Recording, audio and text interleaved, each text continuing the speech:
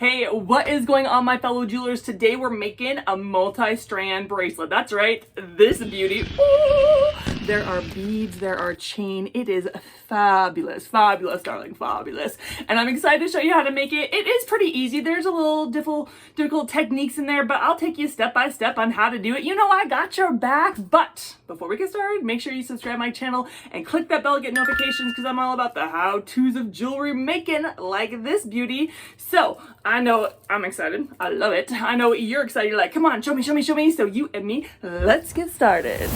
Okay, so let's get started making this multi-strand necklace with beads and chain and bling, and I love it. Now, the listing for the material and the listing for my tools are in the description below. There are certain things that you can buy the exact same thing as I have, and I'll put a link next to the material or tools in the description below, but let's get started. So I am going to make it so that the strands, whether the beads or the chain, is 7 inches. Now, when you're making your bracelet, you're gonna want to make sure that you add in the length of your clasp, because that will add on a 1/2 inch to an inch. And so you need to make sure that the length you want it, that you add the length of the clasp as well. Now I know that my wrist is just a bit bigger than 7 inches, so I'm making sure that the strands on my bracelet are 7 inches, but then I have a little bit more inches for my clasp as well.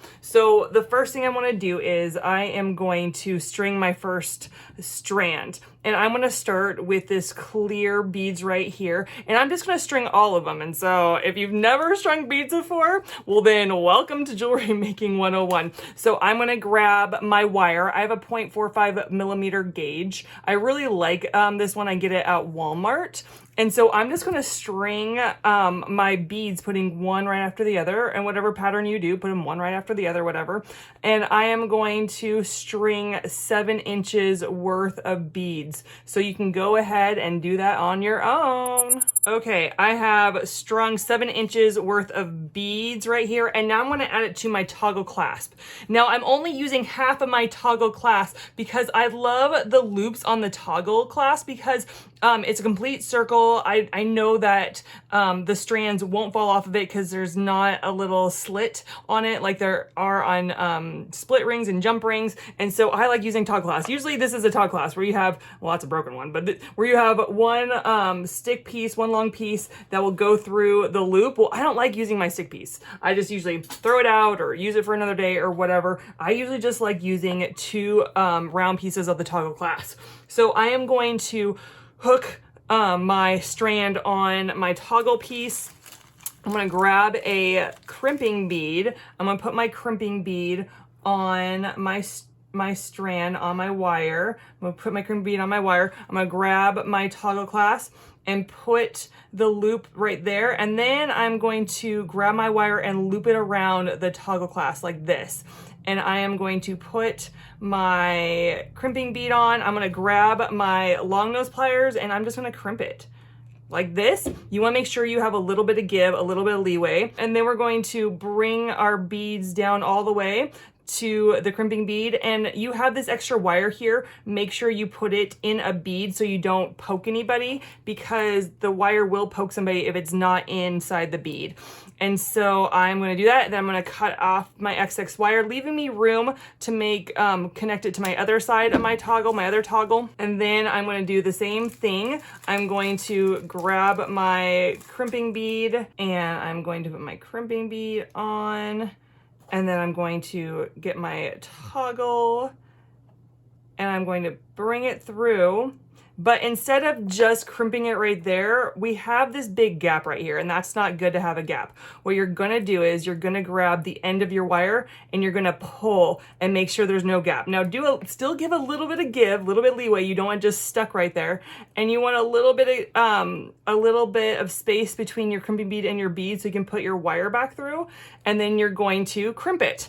And that's a little bit much. I'm gonna take a little bit off.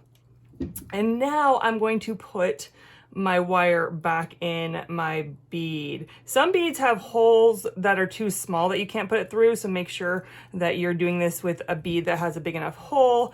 And then I have my first part of my bracelet. Oh, it's looking so cute. So I want to teach you how to put your chain on. So with your chain, you're going to be using jump rings to hook it to the clasp. And so I'm going to measure a little less than 7 inches. So I have my chain right here, my handy dandy measuring tape. I love my measuring tape. And I am going to measure it just like maybe 1 link less than 7 inches. And I'm going to cut it. And then I am going to hook my jump ring. So I'm going to grab my jump ring. If you've never used a jump ring before, I've done a tutorial on it and you can go and look at that. I'm not going to go really slow on this. I'm going to go really quickly. So I'm opening my jump ring. I'm getting my chain. And then I am going to hook it on my toggle loop.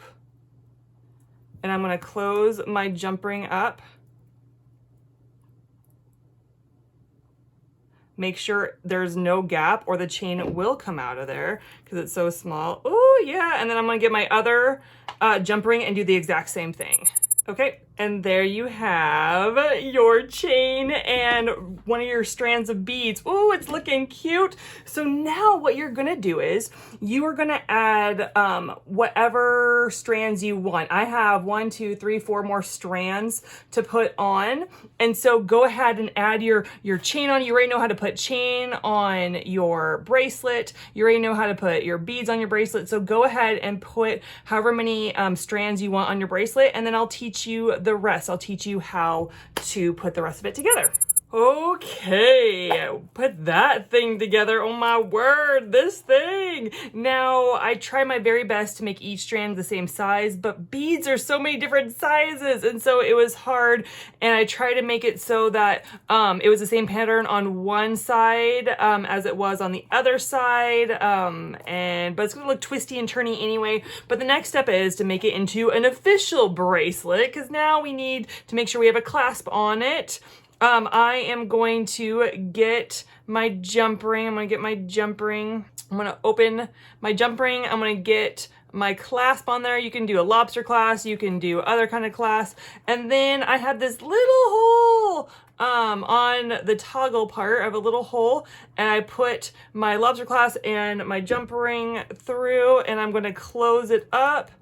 Close it up. Yes. Make sure there's no gap. Close it up. And then I'm going to put a jump ring on the other side that the lobster clasp will go through. And I'm actually doing a bigger jump ring on this side than when I put the lobster clasp on. And so I'm doing a bigger jump ring.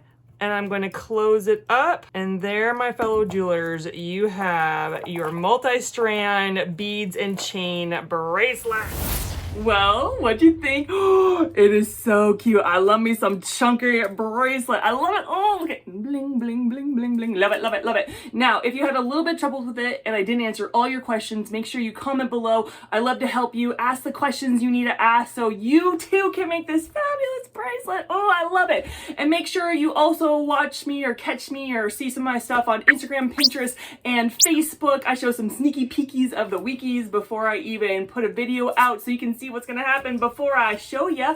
But that's about all I got for you guys today. Now, before I go, you know I love praying for my viewers, and I felt like the Lord wanted me to pray for things that entangle you, things that you are struggling with that you just can't seem to break free of, whether it is like addiction or whether it is a relationship or whether it is like anger, whatever it is, the Lord wants to free you of those things that entangle you, or things that you get tangled up in. And so, Lord, I pray for my viewers. God, I ask, God, whatever they're tangled up in, God, that you would free them right now in Jesus' name, that you break it off. God, I pray for that relationship that isn't good for them, that you just shut all doors and you have them break away from it, from the anger, from the emotional entanglements. God, I pray, God, that you would free them and that you would heal them right now in Jesus' name, God, from anything else that would entangle them, from addiction to whatever. God, just remove it in their life. Take away the taste, take away the desire in Jesus' name. Amen.